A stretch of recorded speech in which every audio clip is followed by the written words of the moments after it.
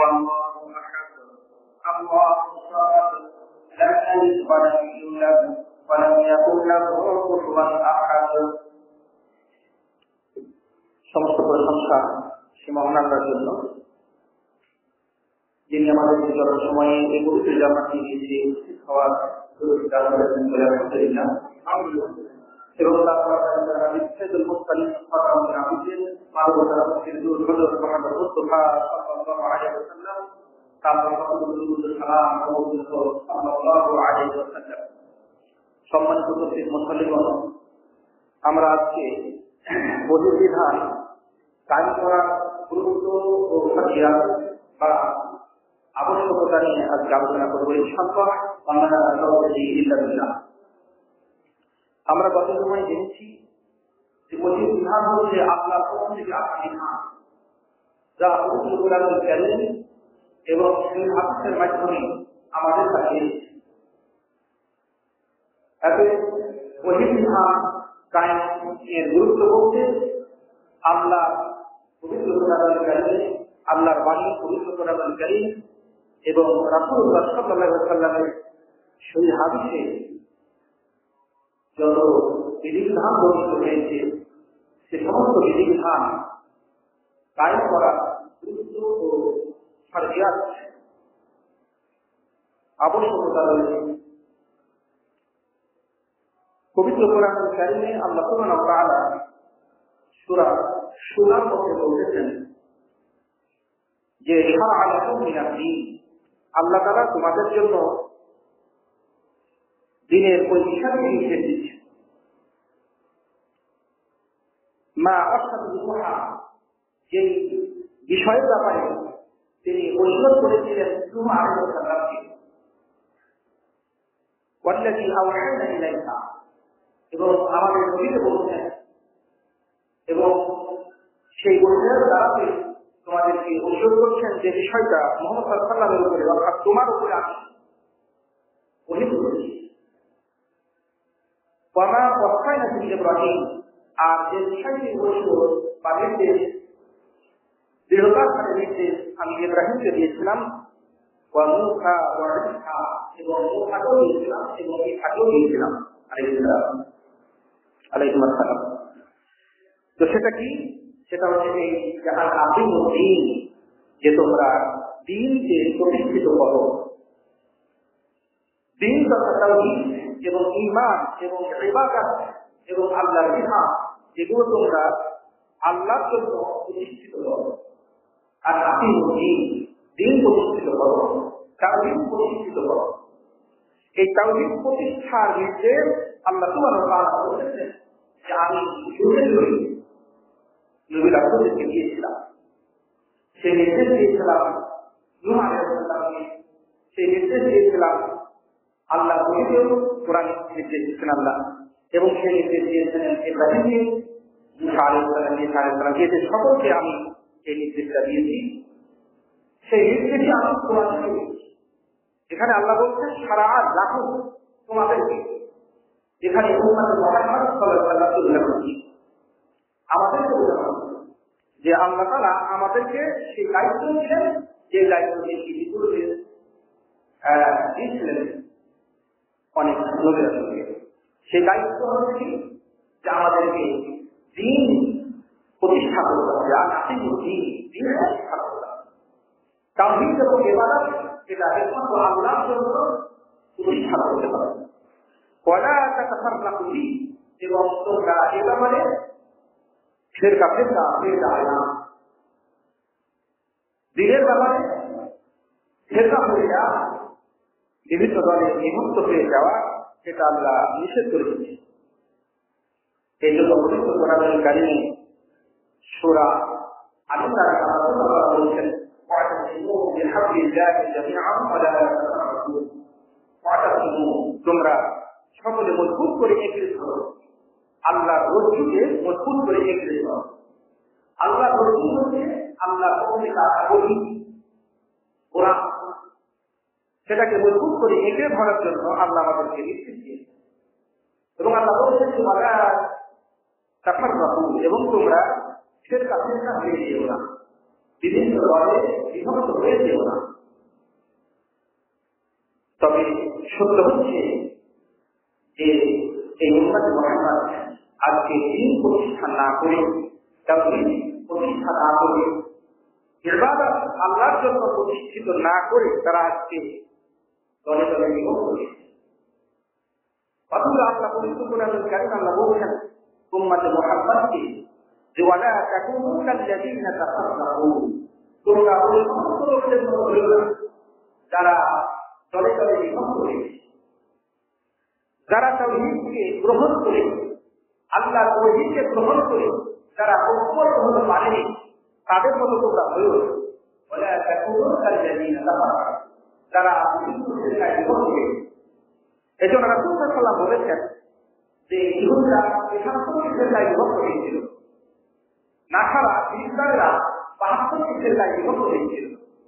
রাসূল ভবিষ্যৎবাণী করেছিলেন যে আমার উম্মত ৭৩টি ফিরকায় বিভক্ত হবে। এ সমস্ত ফিরকাগুলো সবাই জাহান্নামে যাবে, একটা ফিরকা বাকি, একটি দল হবে। যে দল রাসূলুল্লাহ সাল্লাল্লাহু আলাইহি ওয়াসাল্লাম এবং সাহাবীরা যে আমল এবং আচরণ করেছিলেন, যে ঈমান এবং আকীদা এবং আমল করেছিলেন, যারা কিয়ামত পর্যন্ত সেই আকীদা এবং আমলের উপরে থাকবেন, তারাই শুধুমাত্র একটি শ্রেণী যারা জান্নাতে প্রবেশের অধিকার পাবে। এজন্য আল্লাহ বলছেন যে তোমরা ওই সমস্ত লোকদের মতো হয়ে না যারা বিভিন্ন দলে বিভক্ত হয়ে যারা জাহান্নামী হয়ে গিয়েছে। বাখতালাফু, তারা ইখতিলাফ করেছে, মতবিরোধ করেছে, মতনৈক্য করেছে। মিন বা'দে মা জাআহুমুল বায়িনাত, তাদের কাছে সুস্পষ্ট প্রমাণ আসার পরেও, আল্লাহর পক্ষ থেকে তাদের কাছে সুস্পষ্ট দলিল আকিদা আসার পরেও তারা কি করেছে? তারা এই ইখতিলাফটা করেছে, বিরোধিতাটা করেছে। এতে আল্লাহর পক্ষ থেকে সুস্পষ্ট বায়িনাত আসার পরে, দলিল আসার পরে, আকিদা আসার পরে ইখতিলাফ করে না। ওই বিষয়ে উপরে কোনো ইখতিলাফ নাই, যে বিষয়ের ব্যাপারে কুরআন এবং শরীয়ত নাই, অকাট্য প্রমাণ বিদ্যমান আছে, সেই ব্যাপারে কোনো ইখতিলাফ চলবে না। আল্লাহ নিষেধ করে দিয়েছেন আমাদেরকে যে তোমরা ফিরকা ফিরকাও হবে না, দলে দলে বিভক্তও হবে না, এবং তোমরা সুস্পষ্ট প্রমাণ আসার পরে প্রমাণকে নাকচ করে দিয়ে তোমরা ইখতিলাফ করবে না। যারা ইতিপূর্বে করেছে তাদের মতো তোমরা হবে না। ওয়াউলাইকা লাহুম আযাবুন আযীম, আর ওই সমস্ত লোকদের জন্য বড় আযাব হয়েছে যারা ফিরকা ফিরকা হয়ে গিয়েছে, যারা ইখতিলাফ করেছে, স্পষ্ট দলিল থাকার পরে যারা ইখতিলাফ করেছে, এদের জন্য আখিরাতে বড় আযাব। এই জন্য আমাদেরকে ওহীর বিধান, আল্লাহর পক্ষ থেকে আসা বিধান, এগুলো মজবুত করে এঁকড়ে ধরতে হবে। সে ব্যাপারে আল্লাহ সুবহানাহু ওয়া তাআলা আমাদেরকে নির্দেশ দিয়েছেন। ওহীর বিধান কায়েম করার গুরুত্ব ও আবশ্যকতা অপরিসীম। এটা আমাদের জন্য একটি জরুরি বিষয় যে আমরা আল্লাহর পক্ষ থেকে আসা ওহীর বিধান আমরা কায়েম করব। পবিত্র কোরআনুল কারীমে আল্লাহ সুবহানাহু ওয়া তাআলা আরেকটি আয়াতে বলতেছেন, ইয়া আইয়ুহাল্লাযীনা আমানু দুখুলু ফিস-সিলমি কাফা, এই ইমানদারগণ তোমরা ইসলামের মধ্যে পরিপূর্ণভাবে প্রবেশ করে যাও। এখানে একটি খাবার হযরত আব্দুল্লাহ ইবনে সালাম রাদিয়াল্লাহু তাআলা আনহু, তিনি ইহুদিদের একজন প্রখ্যাত জ্ঞানী আলেম ছিলেন, তাওরাতের পণ্ডিত ছিলেন। রাসূলুল্লাহ সাল্লাল্লাহু আলাইহি ওয়াসাল্লামকে মদিনাতে দেখার সঙ্গে সঙ্গে তিনি চিনতে পেরেছিলেন যে তিনি নবী এবং তিনি ইসলাম গ্রহণ করেছিলেন। তো তিনি ইহুদি ধর্মে উটের গোশত তারা খেত না। তো তিনি এটাকে অপছন্দ করছিলেন যে উট তার গোশত নাইলে নাই খেলাম। সঙ্গে সঙ্গে আল্লাহর পক্ষ থেকে ঈমানদারদের জন্য নির্দেশ চলে আসলো যে না, ইসলাম গ্রহণ করলে পারে, ইসলামের যা বৈধ তা গ্রহণ করতে পারে, ইসলামের যা হালাল তা গ্রহণ করতে পারে, ইসলামের যা হারাম তা বর্জন করতে পারে। ইয়া আইয়ুহাল্লাযীনা আমানু দুখুলু ফিস-সিলমি কাফা, ঈমানদারগণ তোমরা পরিপূর্ণভাবে ইসলামের মধ্যে প্রবেশ করে যাও। কোন কিছুকে বর্জন করবে, অন্য ধর্মে বর্জিত হয় সেজন্য বর্জন করবে, এমনটা হবে না। পরিপূর্ণভাবে ইসলামকে গ্রহণ করবে। এক্ষেত্রে তোমরা শয়তানের পথ অনুসরণ করবে না। নিঃসন্দেহে শয়তান তোমাদের প্রকাশ্য শত্রু। আল্লাহ থেকে আঁকা গভীর বিধান এটা এসেছে যাতে করে আমরা সেটা প্রতিষ্ঠিত করি, কায়েম করি, এবং সেই কায়েমের ফারিয়াদ আল্লাহর পক্ষ থেকে আমাদের উপরে এসেছে। পবিত্র কোরআনুল কারীমে আল্লাহ বলেন, ওয়াল্লাযী আরসালা রাসূলাহু বিল হুদা ওয়া দিনিল হক। তিনি তো আল্লাহ তার রাসূলকে প্রেরণ করেছেন বিল হুদা, হিদায়াত দিয়ে, ওয়া দিনিল হক, এবং সত্য দ্বীন দিয়ে, সত্য জীবন ব্যবস্থা দিয়ে তিনি পাঠিয়েছেন। লিইয়ুযহিরাহু আলা দ্বীনি কুল্লিহি, যাতে করে সমস্ত দ্বীনের উপরে, সমস্ত মতবাদের উপরে, সমস্ত ধর্মের উপরে আল্লাহর পক্ষ থেকে আসা সত্য দ্বীন, সত্য জীবন ব্যবস্থা, সত্য ধর্ম যাতে করে স্পষ্ট হয়ে যায়, প্রকাশিত হয়ে বিজয় হয়ে যায়। তিনি সমস্ত ধর্মের উপরে তার দ্বীনকে বিজয় করার জন্য তিনি রাসূলকে এই হিদায়াত এবং সত্য দ্বীন দিয়ে তিনি পাঠিয়েছেন। লিইয়ুযহিরাহু, আল্লাহ বলেন যাতে করে তিনি বিজয় করে দিলেন। আল্লাহর নবীর মাধ্যমে আল্লাহ যে দ্বীন পাঠিয়েছেন সেটা সমস্ত দ্বীনের উপর। এই জন্য সমস্ত দ্বীনের উপরে ইসলাম বিজয় একটা দ্বীন। সমস্ত ধর্মের উপরে ইসলাম হচ্ছে কি পূর্ণাঙ্গ জীবন ব্যবস্থা। আল্লাহ বলছেন, ওয়ালাউ কারিহাল মুশরিকুন, যদিও বিষয়টি মুশরিকরা পছন্দ করবে না। আল্লাহর দ্বীনের বিজয় মুসলমান, কাফের, বেঈমানদার, মুনাফিক এরা কিন্তু পছন্দ করবে না। এটা আল্লাহর ঘোষণা। এটা পছন্দ করতে হবে ঈমানদারদেরকে, মুসলমানদেরকে, এবং এই দ্বীন কায়েম করার দায়িত্ব হচ্ছে মুসলমানের। এটা কাফেরের না। কাফেরেরা তো আল্লাহর দ্বীনকে নিভে দিতে চায়, সুলতান নিভে দিতে চায়। মুসলমানরা তাদের চক্রান্তকে রক্ষা করে আল্লাহর দ্বীন, আল্লাহর তাওহীদ এবং আল্লাহর ইবাদতকে প্রতিষ্ঠিত করবে। এটা হচ্ছে মুসলমানের দায়িত্ব। এজন্য আল্লাহর পক্ষ থেকে আসা দ্বীন, এই দ্বীন আমাদেরকে কায়েম করতে হবে, প্রতিষ্ঠিত করতে হবে। আল্লাহর পক্ষ থেকে আসা বিধান এটা বাস্তবায়ন করতে হবে। পবিত্র কোরআনুল কারীম আল্লাহ বলছেন, ওয়া আনজালনা ইলাইকাল কিতাবা বিল হক, আমি নিঃসন্দেহে আমি ওয়া আনজালনা ইলাইকাল কিতাব, আমি আপনার কাছে কিতাব পাঠিয়েছি, আপনাকে কিতাব দিয়েছি, আপনার কাছে আমি কিতাব নাযিল করেছি বিল হক, সত্যের সাথে।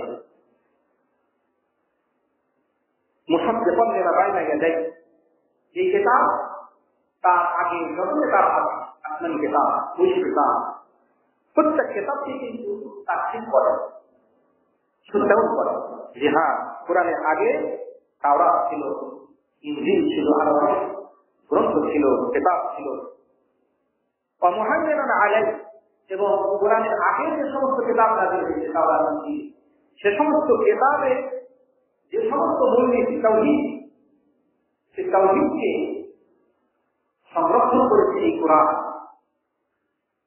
একে আল্লাহ বলছেন, ফাহকুম বাইনাহুম বিমা আনজালাল্লাহ, আল্লাহ যা নাযিল করেছেন সেগুলো যে তুমি মানুষের মাঝে ফায়সালা করবে, বিচার করবে।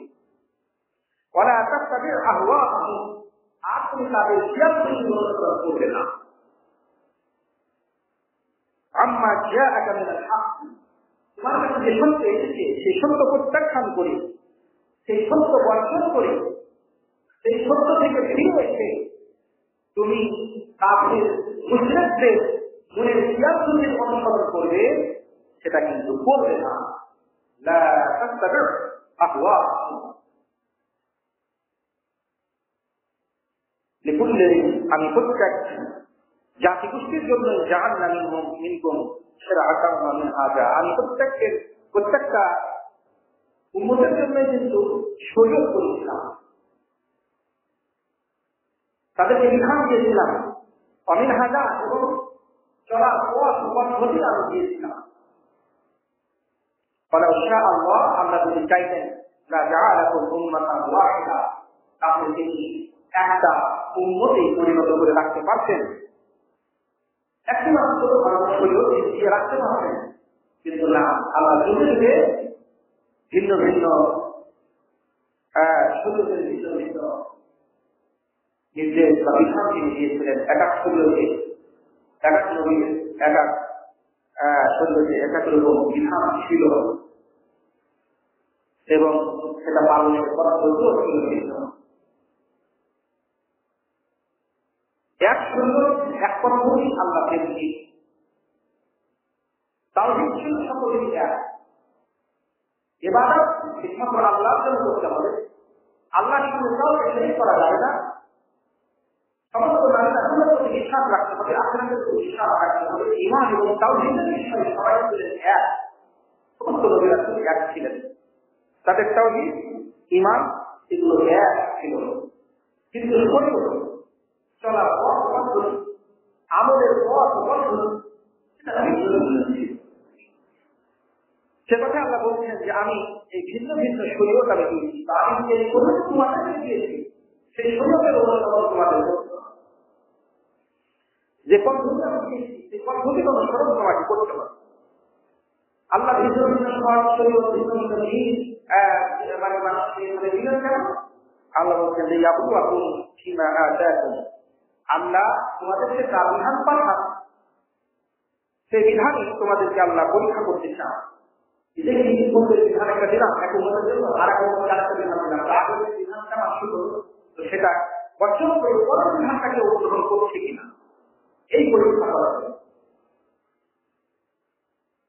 এতে থাকতে বলুন ভাইয়ার, যখন তোমরা জেনে ফেলবে যে আল্লাহ পরীক্ষা করার জন্য যুগে যুগে এই শরীরের ভিন্নতা দিয়েছে, এতে তোমরা কল্যাণ মর্যাদ কাজ আছে, কল্যাণকর যত কাজ আছে, ভালো কাজ যত আছে, সে সমস্ত ভালো কাজে তোমরা অগ্রগামী হও।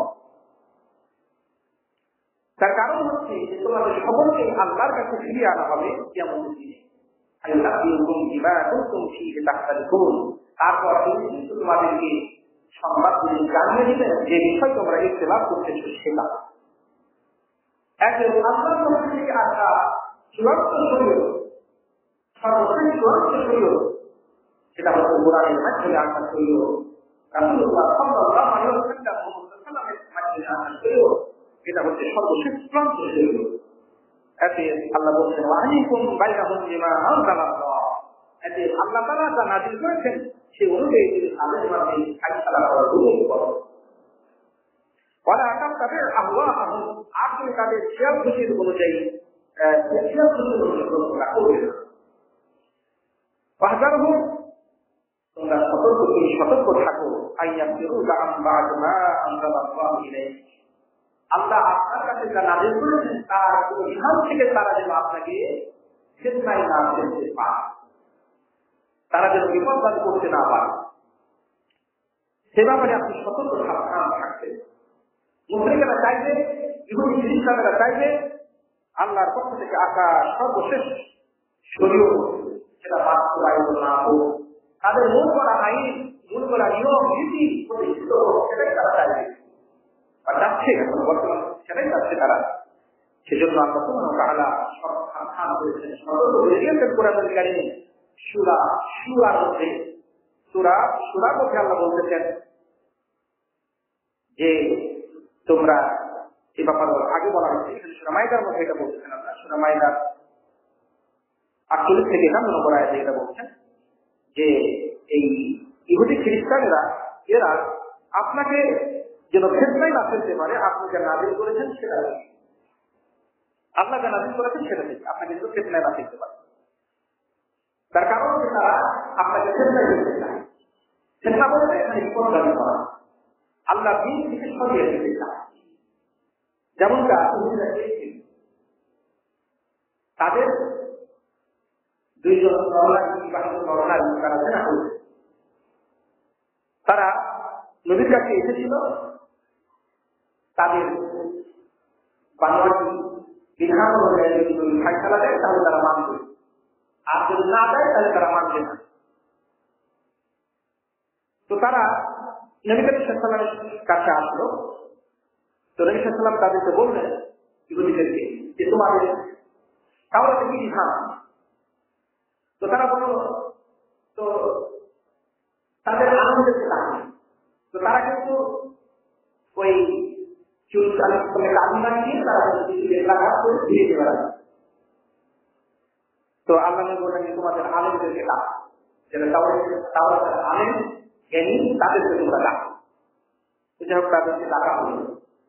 এদিকে আপনাদের সালামত আমাদের একজন আলেম ছিলেন, জ্ঞানী ছিলেন। তো তারা তাদেরকে আল্লাহ নবী কসম দিলেন যে আল্লাহর কসম দিয়ে তোমাদেরকে বলতেছি যে আল্লাহ মুসা আলাইহিস সালামের উপর তাওরাত নাযিল করেছেন, সে আল্লাহর কসম দিয়ে বলছি একটা বড় বিবাহিত পুরুষ নরনারী বিবাহিত নারী পুরুষ যদি জেনা করে তাহলে তার শাস্তি কি আছে আলেমদের থেকে বলতেছে।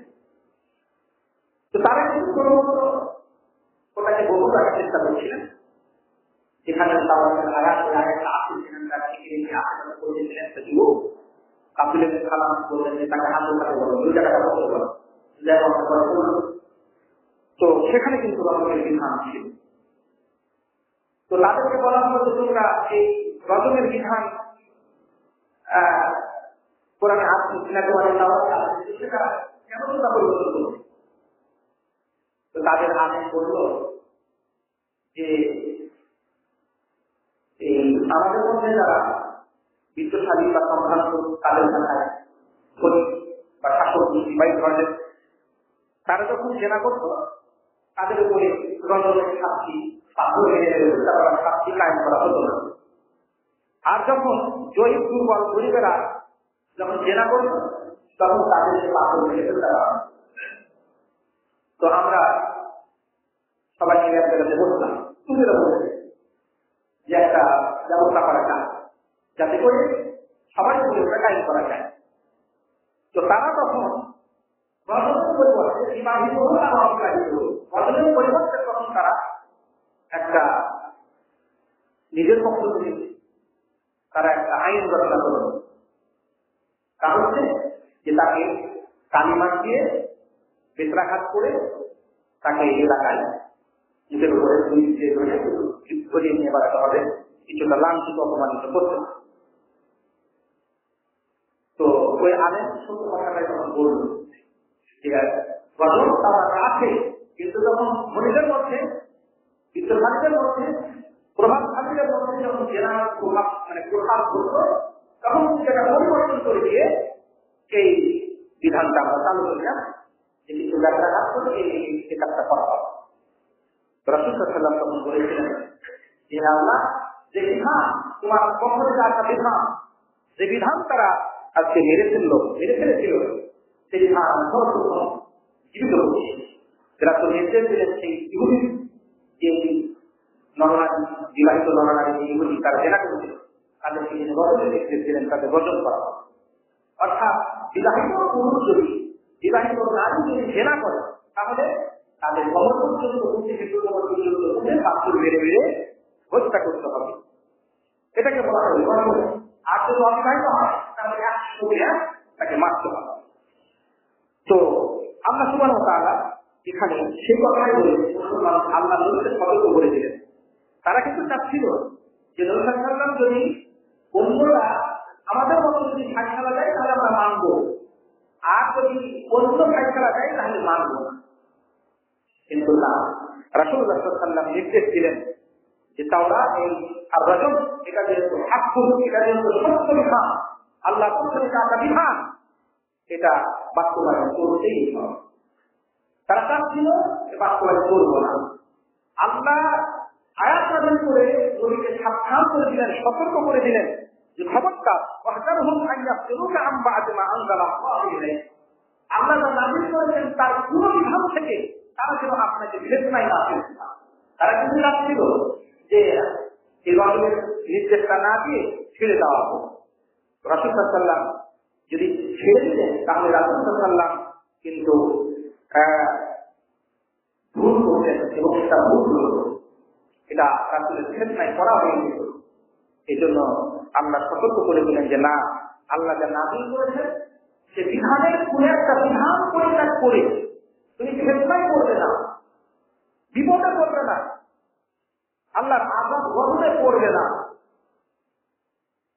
ফাইন তাওয়াল্লাউ, আর তারা যদি ফিরে যায় ইহুদি খ্রিস্টান শহীদ হচ্ছে না, এরা যদি না মানে, যারা মুসলমান রাষ্ট্র বসবাস করছে ইহুদি খ্রিস্টান, তাদের কোনো অবশ্যই ইসলামী আইন যেটা সেটা থাকতে হবে।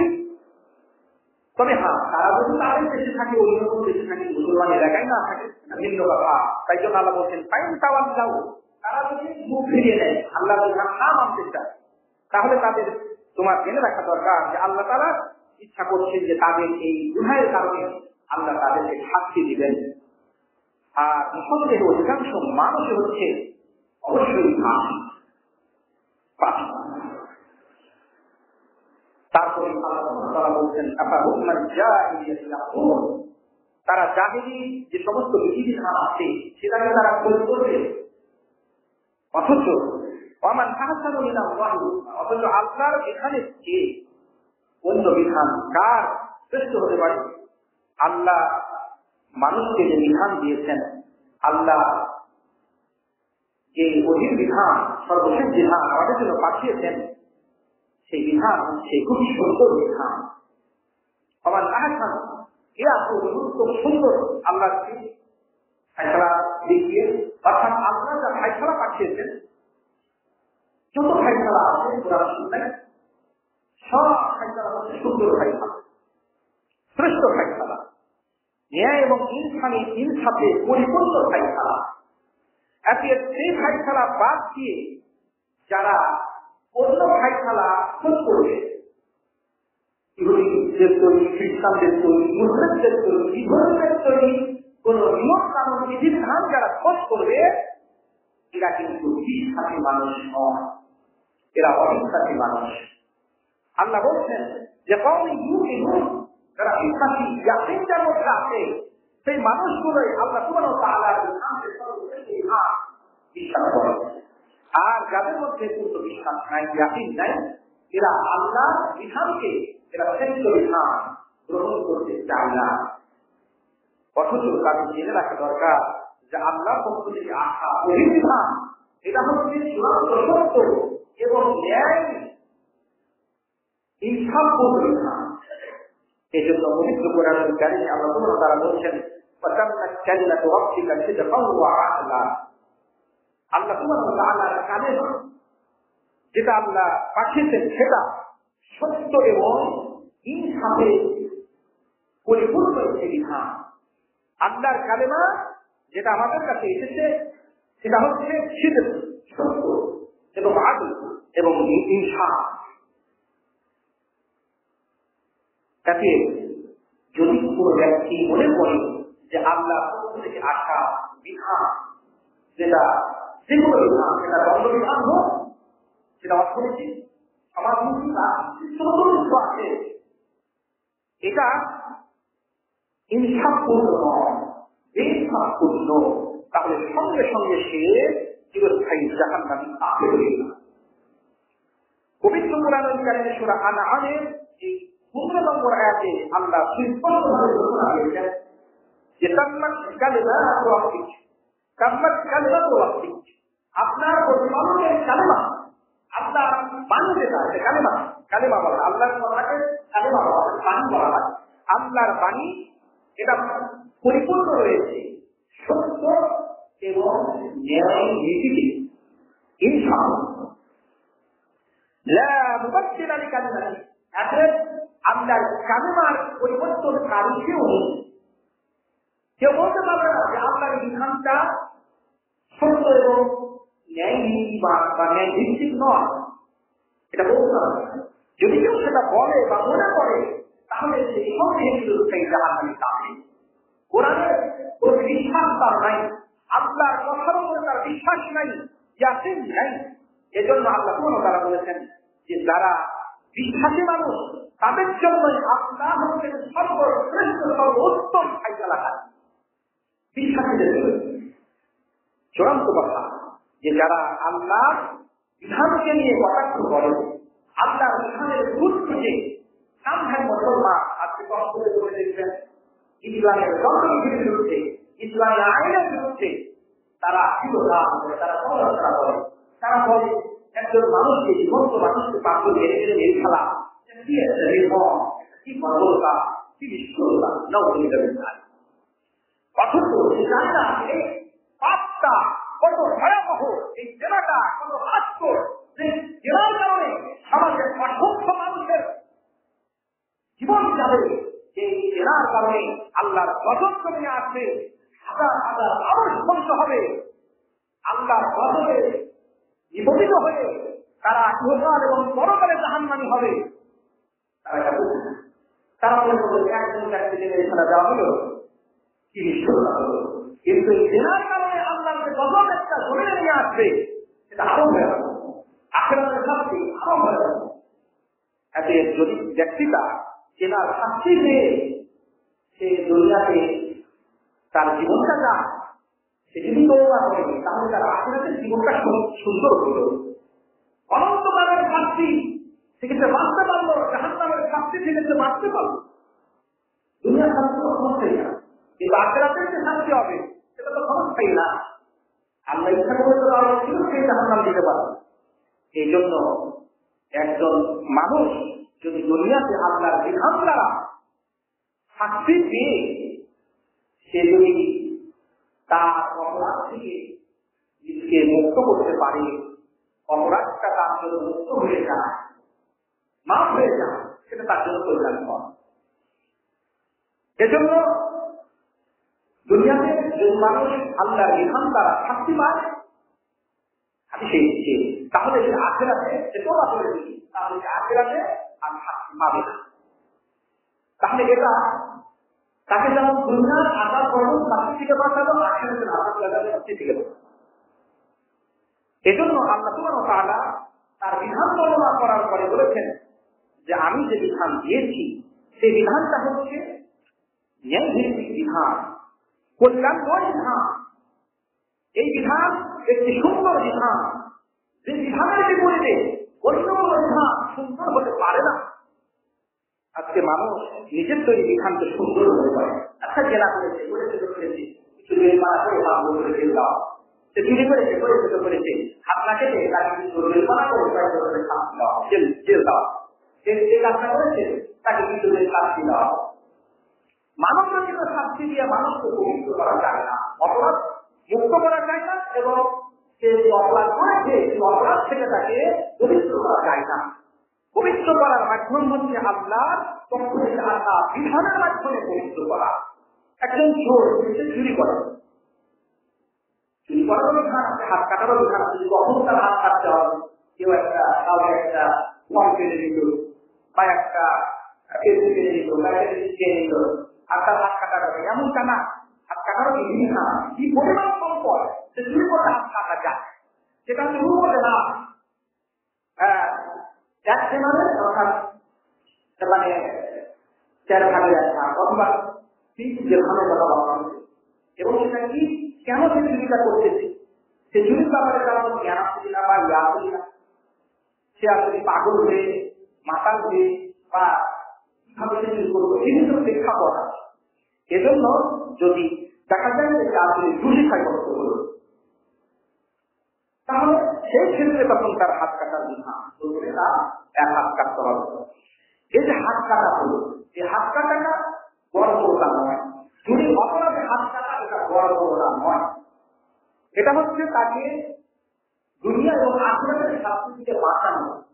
যে অপরাধ সে করলো সেই অপরাধ থেকে তাকে বাঁচানো, তাকে মুক্ত করা, তাকে পবিত্র করা। আপনি যদি একজন মানুষকে যদি চুরির জন্য ওষুধের পর তাকে জেলে রাখেন, তাহলে সে কিন্তু পাপ মুক্ত হবে। আল্লাহর বিধান জারি করলে একজন মানুষ তার অপরাধ থেকে পাপ মুক্ত হয়, সেটা বলতে হবে। এই জন্য আল্লাহ পবিত্র কোরআনুল কারীম সূরা আনআমের 119 নম্বর আয়াতে আল্লাহ বলেছেন যে তাম্মাত কালিমাতু রাব্বিকা সিদকান ওয়া আদলা। আল্লাহর কালিমা একেবারে পরিপূর্ণ একটি বিধান। এতে আল্লাহর কালিমার আল্লাহর বিধানের কোন পরিবর্তনকারী নাই। তাহলে আল্লাহ কোন পরিবর্তনকারী মানতে চান না। পৃথিবীতে আল্লাহর বিধানের কেউ পরিবর্তন করুক, এটা আল্লাহ চান না। এই জন্য তিনি বলেছেন আল্লাহর কালিমা যেটা নাজিল হয়ে গিয়েছে, বিধান নাজিল হয়ে গিয়েছে, সেটা ইবাদত সংক্রান্ত হোক, সেটা ধর্মবিধি সংক্রান্ত হোক, যেগুলো ব্যাপারে যে বিধান নাজিল হয়েছে সেই বিধানের কেউ পরিবর্তন করতে পারবে না। এতে আপনি আমল সংক্রান্ত বিধান, আপনি অর্থনীতি সংক্রান্ত বিধান, আপনি দন্তন সংক্রান্ত বিধান, কোন বিধানই আপনি পরিবর্তন করতে পারবেন না। এটা মনে পারবে না। যারা করবে এরা সঙ্গে চিরস্থায়ী জাহান্নামে কাফের হবে। যদি তারা আল্লাহর বিধানকে অসুন্দর মনে করে, বর্বর মনে করে,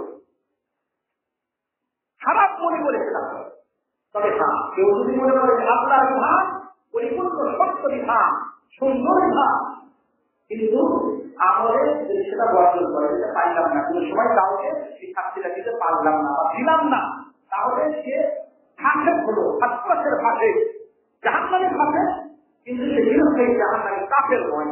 কিন্তু যদি সে মনে করে যে না, আপনার যা বিধান এটা সুন্দর বিধান নয়, এটা ন্যায় নীতিবান বিধান নয়, এই বিধানের মধ্যে গণ্ডগোলতা আছে, এই বিধানের মধ্যে জুলুম আছে, অত্যাচার আছে, এই বিধানটা সুন্দর নয়, ভালো নয়, এই মনে করে যদি করে, তাহলে সে চিরস্থায়ী জাহান্নামী কাফের। সে তার এই আকীদার কারণে, সে তার এই ভ্রান্ত বিশ্বাসের কারণে।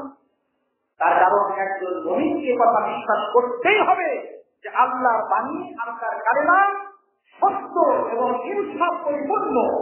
আল্লাহর কালিমার মধ্যে কোন অসত্য নাই এবং কোন ইনসাফ নাই।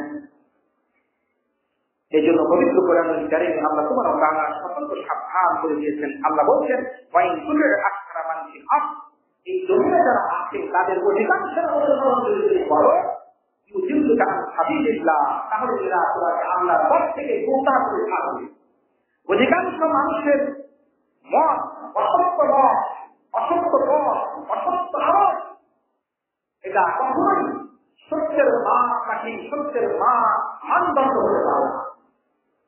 অধিকাংশ মানুষের আমল, অধিকাংশ মানুষের রায়, অধিকাংশ মানুষের মতামত, সেটা যদি কোরআন বিরোধী হয়, সুন্নাহ বিরোধী হয়, তাহলে সেটা কখনোই সত্য নয়, কখনোই সেটা সত্যের মাপকাঠি নয়।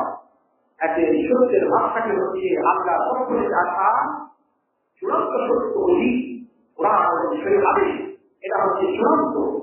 এতে অধিকাংশ মানুষ যদি একটা বিষয়ে রায় দেয়, আর একজন মানুষ যদি কোরআনের পক্ষে রায় দেয়, তাহলে তিনি কোরআনের পক্ষে রায় দিলেন, তিনি হচ্ছেন চূড়ান্ত, তার সিদ্ধান্তই চূড়ান্ত। লক্ষ কোটি মানুষের সিদ্ধান্ত এটা হচ্ছে ব্যর্থ, এবং সেটা হচ্ছে বর্বর, এবং সেটা হচ্ছে অসত্য, এবং সেটা হচ্ছে নিকৃষ্ট। এতে অধিকাংশ মানুষের রায় অনুযায়ী আপনি চলতে গেলে আল্লাহ বলছেন তুমি কঠোর করতে বাধ্য। পবিত্র কোরআনুল কারীমে সূরা আনআমের 116 নম্বর আয়াতে আল্লাহ বলেছেন যে অধিকাংশ মানুষই ইনকারে ওরা ইসলাম চলে না। অধিকাংশ মানুষই তার অসত্য ধ্যান ধারণা অনুসরণ করে, মিথ্যা ধ্যান ধারণা অনুসরণ করে। এতে অধিকাংশ মানুষ মিথ্যা ধ্যান ধারণা অনুসরণ করে, আর এই মিথ্যা ধ্যান ধারণা অনুসরণ মানুষ করে, তাহলে সেই মানুষ কখনো চূড়ান্ত সত্য পেতে পারে না। চূড়ান্ত সত্য পেতে হলে অবশ্যই তাকে কোরআন এবং সহিহ হাদিসের চূড়ান্ত ফায়সালাকে মেনে নিতে হবে। এই জন্য আল্লাহ সুবহানাহু ওয়া তাআলা বলছেন ওয়াইনহুম ইল্লা ইয়াহরুমুন, অধিকাংশ মানুষ শুধু ধারণা করে, কল্পনা করে, কোরআনের ফায়সালার বিরুদ্ধে, কোরআনের বিধানের বিরুদ্ধে, কোরআনের আমলের বিরুদ্ধে তারা শুধু অনুমান করে কথা বলতে থাকে। অথচ আল্লাহ বলছেন অনুমান হকের বেলায় কোন কাজ ছিল না। সত্যের বিপরীতে মানুষের অনুমান, মিথ্যা অনুমান, মিথ্যা ধারণা, মিথ্যা কল্পনা কোন উপকার দিতে পারে না। এতে আল্লাহ সুবহানাহু ওয়া তাআলা চূড়ান্তভাবে বলেছেন, আমি ইয়াকুলু ইন্না, মানুষকে মনে করছিল সেই সময় কাফেররা, ইহুদিরা, মুশরিকরা বলতো যে রাসূলের মাথা পাগল হয়েছে, ব্রেন নষ্ট হয়ে গেছে, পাগল হয়ে গেছে। আল্লাহ নাকচ করলেন, আল্লাহ বললেন বাল জাআহুল হক, না বাল জাআহুম বিল হক, বরং তিনি পাগল হননি। খোদায় তার বলবাকে আল্লাহ বলছেন যে এই মুহাম্মদ সাল্লাল্লাহু আলাইহি ওয়াসাল্লাম তিনি সত্য নিয়ে তাদের কাছে এসেছেন। ওয়া আকসারুহুম লিল হককে না কারিমুন, আর অধিকাংশ মানুষই হচ্ছে হকের ব্যাপারে তারা অপছন্দ, হককে তারা অপছন্দকারী। অধিকাংশ মানুষ হককে অপছন্দকারী। এতে অধিকাংশ মানুষকে সুরা মুমিনের সফল হয়। অধিকাংশ মানুষ যদি হককে অপছন্দকারী হয়, তাহলে আপনি অধিকাংশ মানুষ যে পথে চলছে, যে মত গ্রহণ করছে, এই পথ বা পথে আপনি যদি চলেন, তাহলে আপনি গোমরাহ হতে পারছেন। এই জন্য কোরআন এবং সেই হাদিস কি বলে, চূড়ান্ত বাণী আল্লাহর বাণী এবং রাসূলের চূড়ান্ত হাদিস কি বলে সেটা আপনাকে মানতে হবে। অধিকাংশ মানুষ কি বলে, কি করে, সেটা মানলে তো আপনি কনফিউজ হয়ে যাবেন, গোমরাহ হয়ে যাবেন। এই জন্য আল্লাহ সুবহানাহু ওয়া তাআলা অধিকাংশ মানুষের ব্যাপারে তিনি বলেছেন, ওয়াল্লাযী উনজিলা ইলাইকা মির রাব্বিকাল হক, আপনার আল্লাহর পক্ষ থেকে, আপনার রবের পক্ষ থেকে যা নাযিল হয়েছে সেটা তো সত্য। অথচ ওয়ালাকিন্না আকসারান নাসি লা ইউমিনুন, অধিকাংশ মানুষই কিন্তু বিশ্বাস স্থাপন করবে না। আল্লাহ এখানে চূড়ান্ত ঘোষণা দিয়ে দিয়েছেন সূরা ওয়াদের ৪ নম্বর আয়াতের মধ্যে যে আল্লাহর পক্ষ থেকে আসা কিতাব, আল্লাহর পক্ষ থেকে আসা বাণী, এটা সত্য বাণী।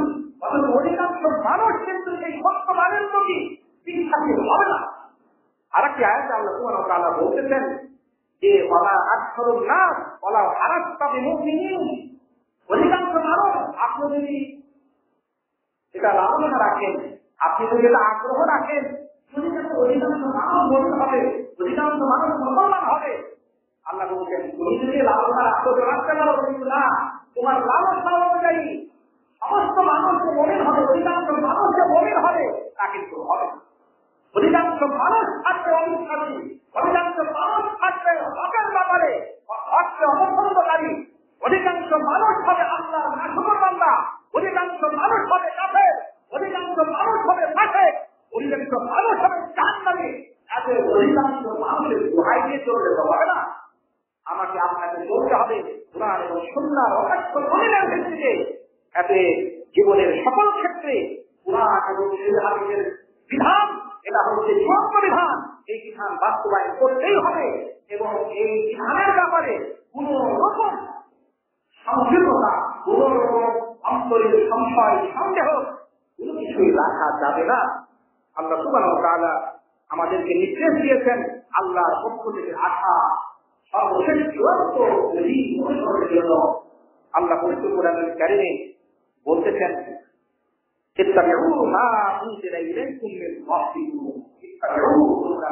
অনুসরণ করো, তোমাদের কাছে তোমাদের রবের পক্ষ থেকে যেটা নাযিল হয়েছে সেটার অনুসরণ তোমরা করো।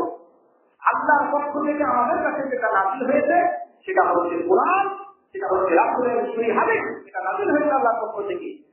এই নাযিল হওয়া সেই বিধানকে আল্লাহ অনুসরণ করার জন্য তিনি নির্দেশ দিচ্ছেন। সূরা আরাফের ৩ নম্বর আয়াতে আল্লাহ বলছেন ওয়ালা তাত্তাবিউ মিন দুনিহি আউলিয়া, আল্লাহকে বাদ দিয়ে অন্য কোন ওলি আউলিয়ার অনুসরণ তোমরা করবা না।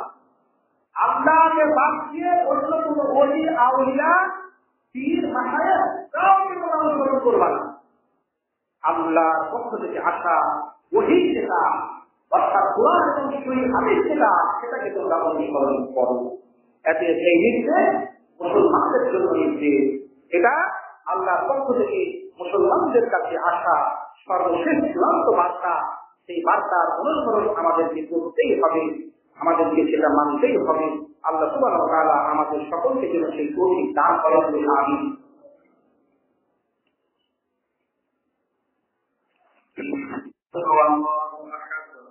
الله الصمد لم يلد ولم يولد ولم يكن له كفوا احد